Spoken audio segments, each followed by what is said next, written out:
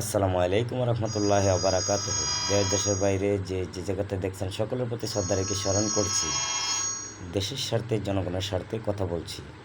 বাংলাদেশে যেভাবে এখন অরাজকতা লাগায় রাখছে কিছু কিছু দলের নেতাবিন্দুরা, এটা বাংলাদেশের জন্য কখনো কাম্য নয়।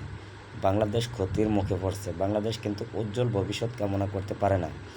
আপনারা অতি দ্রুত সবাই মিলিতভাবে আপনারা নিজ দায়িত্ব থেকে নিজেরা সংশোধন হয়ে যান। সবাই অরাজকতা বন্ধ করুন। বাংলাদেশে এইভাবে অরাজকতা আন্দোলন হইয়াল্লা ভাঙচুর সন্ত্রাসী কর্মকাণ্ড হইতে থাকলে তাহলে কিন্তু বাংলাদেশ খুঁজে পাবেন না।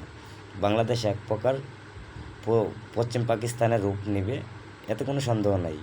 তো আপনারা যদি বাংলাদেশের নাগরিক হন, প্রত্যেকটা দলের নেতাবৃন্দরে বলছি, প্রত্যেকটা জনগণকে বলছি, বাংলাদেশের জনগণ যদি হয়ে থাকেন অবশ্যই দেশের স্বার্থে জনগণের স্বার্থে অতি দ্রুত এগুলো বন্ধ করতে হবে।